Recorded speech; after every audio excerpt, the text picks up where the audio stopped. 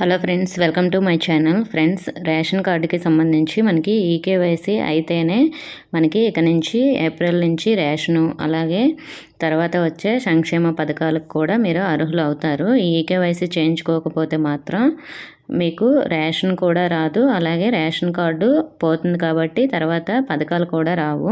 So దీనికి సంబంధించి eKYC మనం ఎలా చేసుకోవచ్చు అన్ని డీటెయిల్స్ కూడా వీడియో చెప్తాను. వీడియోని అయితే అక్కడ స్కిప్ చేయకుండా వినండి. ఇది నేను సచివాలయం లాగిన్లో చేస్తున్నాను ఒకరికి ఈకేవైసీ. సో అప్డేట్ ఈకేవైసీ అని ఉంటుంది కదా, ఇక్కడ మనకి ఎంటర్ ఆధార్ నెంబర్ అని ఉంటుంది. మన యొక్క ఆధార్ నెంబరు ఎంటర్ చేయాలి.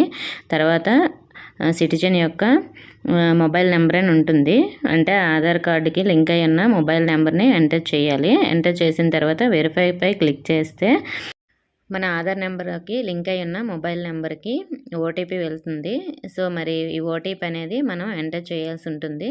ఇలా ఓటీపీ ఎంటర్ చేసిన తర్వాత వెరిఫై ఓటీపీపై క్లిక్ చేయాలి. వెరిఫై ఓటీపీపై క్లిక్ చేసిన తర్వాత మనకి కొంత ప్రాసెస్ అయిపోతున్నట్లు.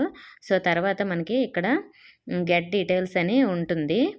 ఇది వెరిఫై చేశాక గెట్ డీటెయిల్స్పై క్లిక్ చేశాక అక్కడ మనకి ఒక బాక్స్ వస్తుంది, టిక్ మార్క్ పెట్టి. సో బయోమెట్రిక్ ద్వారా కానీ, అలాగే ఐరిస్ ద్వారా కానీ, ఫేషియల్ ద్వారా కానీ, లేదా ఓటీపీ ద్వారా కానీ ఈకేవైసీ కంప్లీట్ చేసుకోవచ్చు. నేను ఓటీపీపై క్లిక్ చేస్తున్నాను. సో మళ్ళీ మొబైల్ నెంబర్కి ఓటీపీ వస్తుంది. ఓటీపీ ఎంటర్ చేస్తే సో తర్వాత మనకి ఈ ఈకేవైసీ ప్రాసెస్ అనేది కంప్లీట్ అయిపోయినట్లే. సో తర్వాత మనకి గెట్ డీటెయిల్స్పై క్లిక్ చేసిన తర్వాత మన డీటెయిల్స్ వస్తాయి, అంటే మన నేము, అలాగే మన age, date of birth, so అలాగే జెండర్ అనే వస్తుంది. సో మరి ఇలా వచ్చిన తర్వాత ఈకేవైసీ కంప్లీట్ అయిపోయినట్లే. సో ఇది మీరు సచివాలయంలో అయినా చేసుకోవచ్చు. చాలా వరకు మనకి రేషన్ షాపుల్లోనే చేస్తున్నారు కాబట్టి మీ రేషన్ షాప్కి వెళ్ళి చేసుకోవచ్చు. ఒకవేళ అవ్వకపోతే మీ సచివాలయంలో చేసుకోవచ్చండి. సో మీరు ఓన్గా చేసుకోవడానికైతే ప్రస్తుతానికి ఆప్షన్ అయితే ఏమీ లేదు.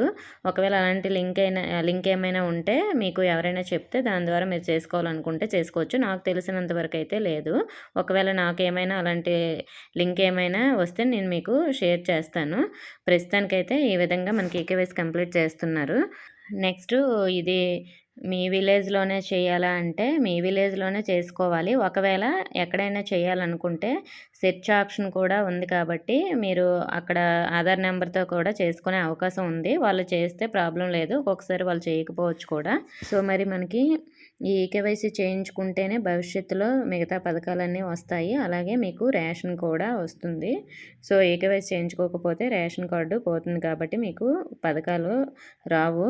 కాబట్టి ప్రతి ఒక్కరు కూడా ఈ నెల 30వ తేదీన లాస్ట్ డేట్ కాబట్టి అందరూ ఈకేవైసీ అయితే కంప్లీట్ చేసుకోండి. సో అలాగే ఒకవేళ మనకి డేట్ ఏమైనా పొడిగిస్తే నేను చెప్తాను. వీలైనంత వరకు మనకి ఈ మంత్ ఎండింగ్ కల్లా మీరు ఈకేవైసీ కంప్లీట్ చేసుకోండి.